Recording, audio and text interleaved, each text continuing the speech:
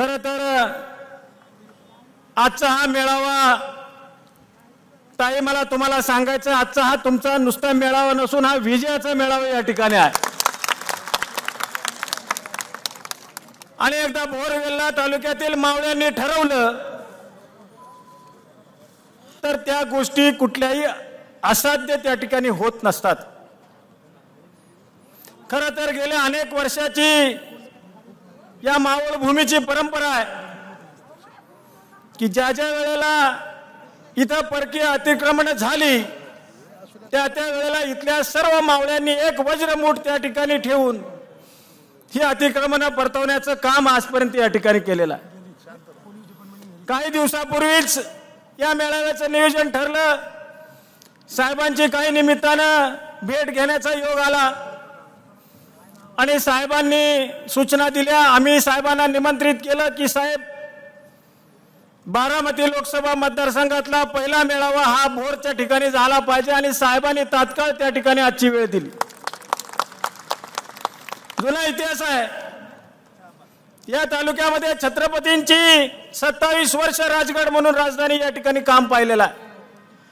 जिथं स्वराज्याचं पहिलं तोरण बांधलं तर तोरणा किल्ला, ज्या गडावरती रायरेश्वरावरती स्वराज्याची पहिली शपथ घेतली तो रायरेश्वर किल्ला याच मावळ भूमीमधला मातीमधले या ठिकाणी आहे। आणि म्हणून ऐतिहासिक वारसा आहे, छत्रपतींचा वारसा आहे। छत्रपतींनी निवडक मावळ्यांना घेऊन हिंदवी स्वराज्याची निर्मिती निमित्तानं पूर्वीच्या काळात केली।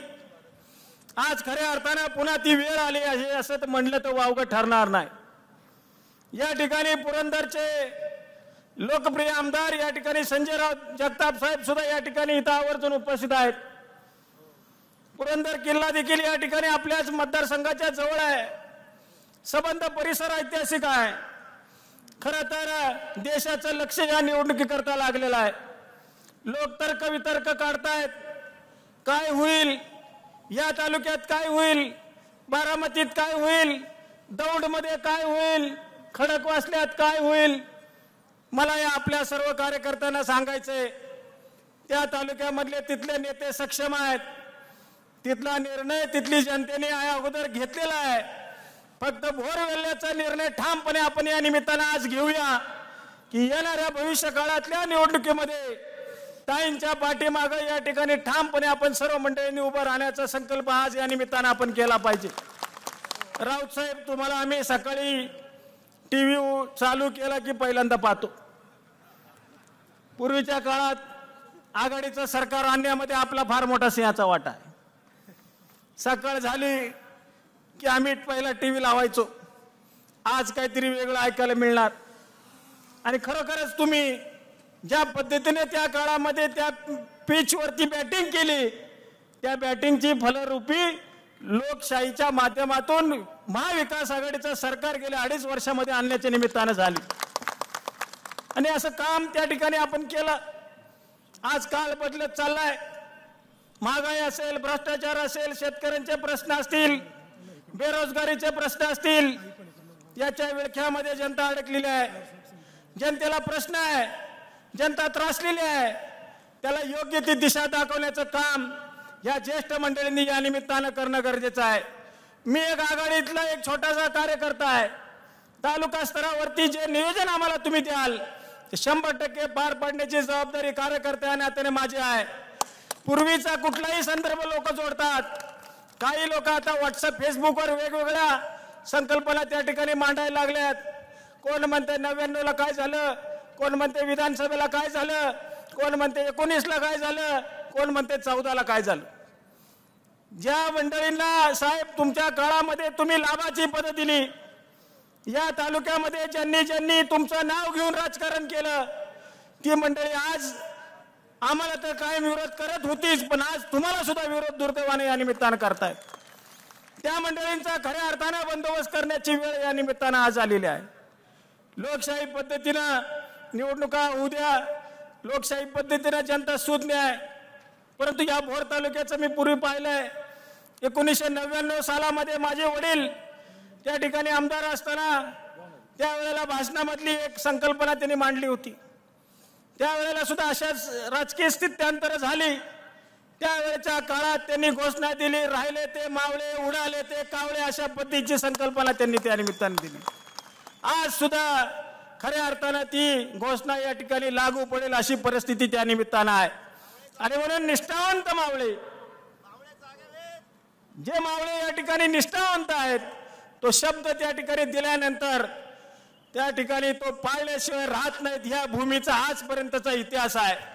साहेब, तुम्ही खरं तर एवढ्या वयामध्ये एवढ्या मोठ्या प्रमाणामध्ये सर्व ठिकाणी प्रवास करता, सातत्यानं एक ऊर्जा स्तोत्र म्हणून आम्ही तुम्ही सर्वजण तुमच्याकडे पाहत असतो।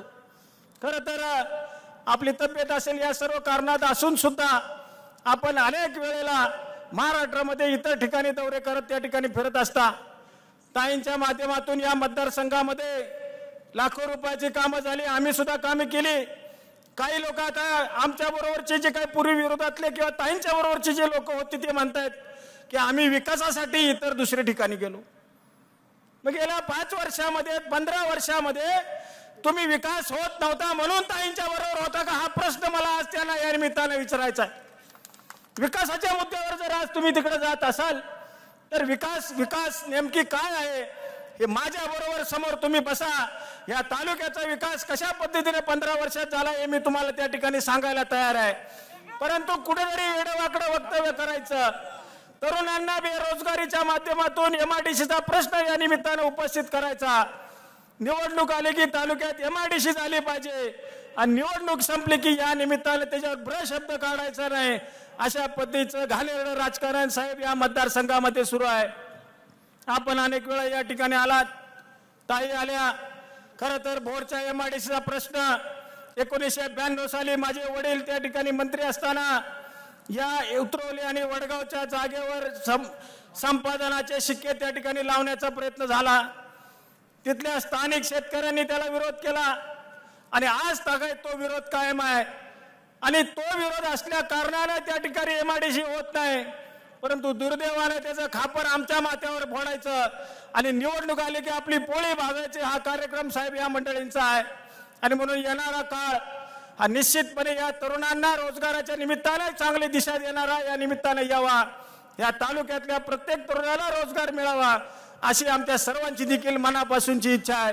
तालुक्यामध्ये आता आपण पाहिलं असेल, तुम्हाला यायला वेळ झाला, कापूर ते भोर असेल, भोर ते वाई असेल, महाबळेश्वर रस्त्याचं काम त्या ठिकाणी सुरू आहे।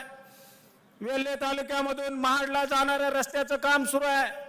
प्रत्येक गावामध्ये पाण्याच्या योजना असतील, प्रत्येक गावाला जोडणारे रस्ते असतील, वेगवेगळी विकास कामे असतील, ताई असतील, त्यांच्या काळात असेल, आमच्या काळामध्ये या ठिकाणी करण्याचा प्रयत्न झालेला आहे। आणि म्हणून आताची जी लढाई आहे ती खऱ्या अर्थाने एक स्वाभिमानाची लढाई या ठिकाणी आपण लढत आहोत।